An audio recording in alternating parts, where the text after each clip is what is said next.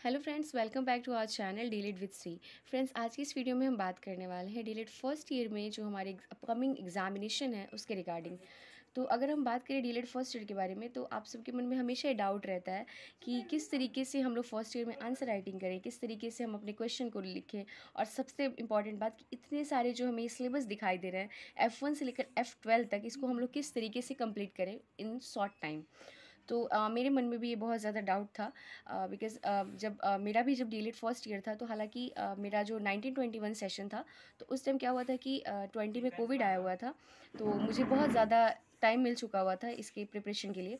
तो मैंने तो सबके लिए डीपली नोट्स प्रिपेयर किया था। बट अगर आपके पास टाइम कम है, बिकॉज़ आपके एग्ज़ाम कुछ ही मंथ्स में होने वाले हैं, तो आपके पास तो टाइम भी कम है, तो आपको क्या करना है कि सबसे पहले जो है डीएलएड का हम सबके पास एक सिलेबस मिलता है, हमें कॉलेज से हमारे प्रोवाइड किया जाता है।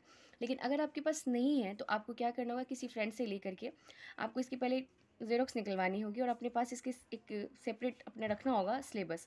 बिकॉज ये सिलेबस फर्स्ट ईयर से लेकर सेकंड ईयर में भी हमें बहुत इंपॉर्टेंट रोल प्ले करते हैं हमारे लिए। बिकॉज हमें इसी से बहुत सारी चीज़ें हमें नॉलेज हो जाती है कि किस तरीके से हमें कहाँ पे क्या परफॉर्म करना है, कितने मार्क्स की चीज़ें हमें सेकेंड ईयर में कितना करना है, फर्स्ट ईयर में क्या करना है। तो इन सभी चीज़ों से हमें बहुत ज़्यादा इन्फॉर्मेशन मिलती है हमारे सिलेबस से। तो अगर हम बात करें F1 से लेकर F12 तक, तो हमारे मन में एक क्वेश्चन ज़रूर रहता है कि आखिर हम लोग इसको किस तरीके से प्रिपरेशन करें।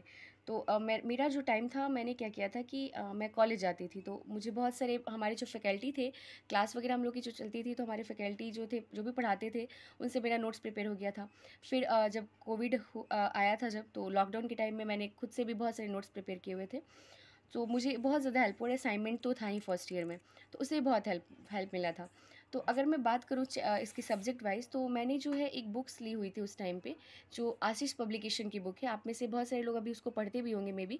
तो मैंने आशीष पब्लिकेशन लिया था, जो मैं आपको एक मिनट दिखाती हूँ। ये है मेरे पास आशीष पब्लिकेशन के बुक्स जो मैंने लिए हुए थे। टोटल मैंने 12 सब्जेक्ट जो हमारे होते हैं F1 से लेकर F12 तक, मैंने 12 बुक्स खरीद लिए हुए थे उस टाइम पे, फर्स्ट ईयर के टाइम पे। क्योंकि हम मुझे भी कोई आइडिया नहीं था स्टार्टिंग में कि किस तरीके से क्वेश्चन आते होंगे। और सब कुछ ओवरऑल हिंदी में सिलेबस था, तो देख के लगता था कि पता नहीं कैसे क्वेश्चन आएंगे, क्या पढ़ना होगा। तो मैंने ले लिया हुआ था। लेकिन अभी आपके पास टाइम कम है, तो मे बी आशीष में बहुत डीपली दिया हुआ है, तो अगर आप आशीष से पढ़ेंगे तो आपको शायद मे बी आप उतने कंटेंट को कवर अप ना कर पाएँ, मे बी कर भी सकते हैं। बट अगर अगर मैं बात करूँ, तो ये जो बुक्स है, मतलब ये उस टाइम के लिए जब आपके पास बहुत ज़्यादा टाइम हो। अगर कम टाइम है, तो आई थिंक आपको क्या करना होगा, सबसे पहले सिलेबस पे जाना होगा। तो ये है मेरी बुक्स सब, जो मैंने उस टाइम डीएलएड के टाइम पे लिया हुआ था, जिससे मुझे बहुत ज़्यादा हेल्प मिला। बहुत ज़्यादा बोलूँ तो इससे मैंने बहुत सारे नोट्स प्रिपेयर किए, एंड सीटेट के प्रिपरेशन में भी बहुत हेल्प मिला इससे। तो चलिए अब हम देख लेते हैं अपने सिलेबस के बारे में कि सिलेबस हमारा क्या है। तो सबसे पहले अगर हम देखें, तो स्टार्ट करते हैं हम F1 से। आई होप मैं ट्राई करूँगी कि कुछ जो सब्जेक्ट है हमारे, उसको इस वीडियो में कवर अप कर दूँ कि आप किस तरीके से इसका आंसर राइटिंग करें और कैसे प्रिपरेशन करें। मोस्ट इंपॉर्टेंट थिंग, कैसे प्रिपरेशन करें। आंसर राइटिंग तो बात की बात आती है, क्योंकि अगर हमारी प्रिपरेशन सही हो, तो हम लोग आंसर राइटिंग तो बहुत अच्छे से कर ही सकते हैं। तो आई होप सो आपको इस वीडियो से हेल्प भी मिलेगा। तो स्टार्ट करते हैं। सबसे पहले अगर हम बात करें F1 के बारे में, तो हमारा F1 है समाज शिक्षा और पाठ्यचर्या की समझ, जिसका क्रेडिट 4 है। एंड जो हमारा बाह्य परीक्षा जिसको बोलते हैं एक्सटर्नल एग्जामिनेशन, ये हमारा 70 मार्क्स का होता है। एंड जो हमारा इंटरनल होता है 30 मार्क्स का होता है, जिसमें हमारे असाइनमेंट वगैरह होते हैं एंड बिहेवियर वगैरह भी जो भी होता है इसमें। तो 70 मार्क्स का हमें टोटल लिखना होता है, और 70 मार्क्स बहुत ज़्यादा होता है अपने आप में, और बहुत अच्छे से लिखना होता है। तो सबसे पहले स्टार्ट करें अगर F1 से, तो देख लेते हैं F1 में हमारे क्या क्या टॉपिक्स इंक्लूड हैं। तो F1 में हमारे जो टॉपिक है, सबसे फर्स्ट टॉपिक जो हमें इकाई 1, टोटल 5, जो भी हमारे 70 मार्क्स के एग्जाम है, उसमें हमें टोटल 5 यूनिट्स देखने को मिलते हैं। जैसे कि आप देख सकते हैं, इसमें भी टोटल 5 यूनिट्स है। ओके, तो सबसे पहले अगर हम फर्स्ट यूनिट की बात करें, तो ये है बच्चे, बचपन और समाज के बारे में। तो हमें क्या करना है ना, कि कुछ भी नहीं करना है, बस सीधे हमें ये करना है कि हमें जो भी हमारे टॉपिक दिए हुए हैं ना, इन सब के बारे में बस पढ़ लेना है।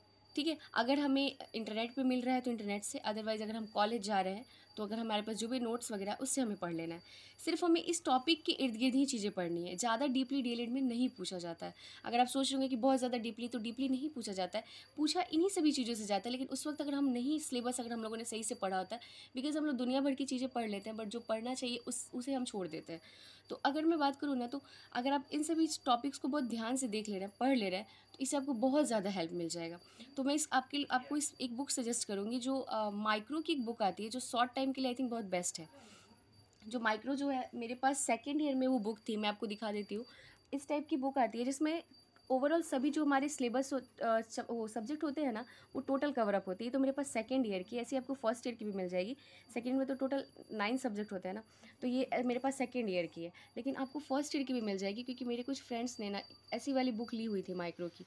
तो आई थिंक उससे बहुत हेल्प मिलता है। और उसमें क्या होता है ना कि एग्जैक्ट जो हमारे टॉपिक होते हैं वो टॉपिक वाइज हमें उसमें दिए होते हैं। तो आई होप उस सबको बहुत ज़्यादा हेल्प मिलेगा।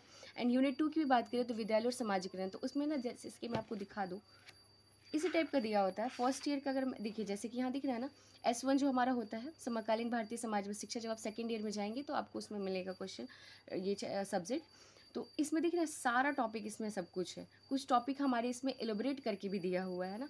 तो ये सभी चीज़ें जो है ना बहुत हेल्प करती है। अगर आप इन सभी चीज़ों को पढ़ लेते हैं, और ज़्यादा नहीं है, ये आपको 10 से 12 लाइन में मिल जाएंगी, और इससे आपको आइडिया लग जाएगा कि आखिर ये क्वेश्चन है क्या। जैसे कि मैं आपको कोई दिखाऊँ स्टार्टिंग से। हाँ, ये देख लेते हैं हम लोग, गुणवत्तापूर्ण शिक्षा क्या है। ठीक है, तो ये पेज नंबर 11 पे है। एक सेकेंड मैं आपको शो करती हूँ, आपको इससे आइडिया मिल जाएगा, और आप जल्दी से बुक खरीद के अपना प्रिपरेशन स्टार्ट कर ही दीजिएगा।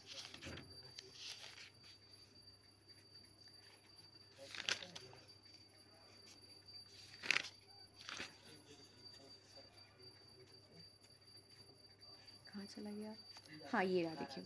गुणवत्तापूर्ण शिक्षा क्या है? शिक्षा में गुणवत्ता तथा गुणवत्तापूर्ण शिक्षा का सवाल बेहतर शिक्षा व्यवस्था के लिए क्यों जरूरी है? तो देख रहे हैं ना, जैसा कि आप यहाँ पे दे दिया हुआ है, गुणवत्तापूर्ण शिक्षा ऐसी शिक्षा है जो हर बच्चे की व्यक्तिगत विभिन्नता का ध्यान रखने वाली होती है। हर बच्चे के सीखने का तरीका अलग अलग होता है। दिख गया ना, तो हमें पता चल गया गुणवत्तापूर्ण शिक्षा क्या होता है। बेवजह हम इधर उधर सर्च करेंगे, ढूंढेंगे, हमारा टाइम वेस्ट होगा। तो ऐसे ही जो ये बुक्स होगा ना फर्स्ट ईयर का भी, उसमें भी हमें एग्जैक्टली ऐसी टॉपिक्स देखने को मिल जाएंगे जो हमें बहुत ज़्यादा हेल्पफुल रहेगा, हमारे लिए बहुत हेल्पफुल रहेगा। एंड अगेन हम लोग यूनिट 2-3 की भी बात करें तो सेम हमें ऐसे ही देखने को मिलता है। एंड यूनिट 4 जो हमारा है, यूनिट 4 हमारा जो है, ये सभी है कि हमारे जो भी शिक्षाविद जो हमारे थे, जैसे कि प्रमुख चिंतकों के मौलिक लेखन की शिक्षा शास्त्रीय समझ, तो महात्मा गांधी की हिंदी स्वराज, इससे भी क्वेश्चन हमें देखने को मिलता है। कभी कभार आ जाता, कभी कभार क्या हमेशा आता ही है 70 मार्क्स में, तो ये भी टॉपिक से हमें देखने को मिलता है। ठीक है, कभी आपसे पूछ लेगा कि गिजू भाई वेदेगा की दीवा स्वप्न के बारे में, ये रविन्द्रनाथ टैगोर के बारे में, एंड मारिया मॉन्टेसी, इनके बारे में भी, ज्योतिबा फूले। तो इन ये सभी जो जितने भी टॉपिक, जॉन डीवी जो थे हमारे, इनके बारे में भी।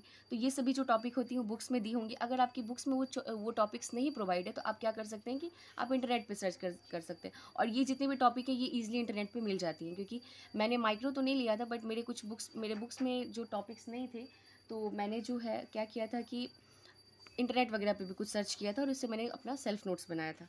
एंड अगर मैं बात करूँ 5 की, तो यूनिट 5 में हमारा पाठ्यचर्या की समझ बच्चे तथा समाज के संदर्भ में। ठीक है, तो जो हम लोग पढ़ते हैं ना, करिकुलम सिलेबस, ये सभी चीज़ों कन्फ्यूजन जो हमारा क्रिएट करता है, इससे भी हमें क्वेश्चन देखने को मिलता है। तो आई होप सो आपको, अगर आप बुक्स ले लेते हैं माइक्रो की, तो उससे आपको बहुत ज़्यादा हेल्प मिलेगा। सो फ्रेंड्स, ये थे F1 से रिलेटेड हमारे जो भी कि किस टाइप से हमें क्वेश्चन, किस टाइप से हमें अपना प्रिपेयर करना है। एंड अगर हम नेक्स्ट वीडियो में मैं ट्राई करूँगी कि F5 से लेकर के F12 तक का, जो हमारा F5 से लेकर F10 तक जो हमारा ये एक्सटर्नल मार्क्स है वो 35 मार्क्स का है, इसको हम लोग किस तरीके से आंसर राइटिंग करेंगे। एंड F11 एंड F12, जिसे हम कला, श्रमिकी और शिक्षा में सूचना एवं संचार तकनीकी के नेम से जानते हैं, इसको हम लोग, जो हमारा 40 मार्क्स का होता है एक्सटर्नल एग्जाम, इसको हम लोग किस तरीके से आंसर राइटिंग करेंगे, ये मैं आपको नेक्स्ट वीडियो में ट्राई करूँगी कि मैं आपको कवर अप कर दूँ, ताकि आप इसको बेटर तरीके उसको वे में आंसर राइटिंग कर सकें। सो अगर आपको वीडियो इस पर चाहिए होगा तो आप मुझे कमेंट करके बता सकते हैं। आई होप सो आपको इस वीडियो से हेल्प मिली होगी। अगर वीडियो अच्छी लगी हो तो बहुत सारा लाइक करें, एंड बहुत ज़्यादा मात्रा में सब्सक्राइब करें।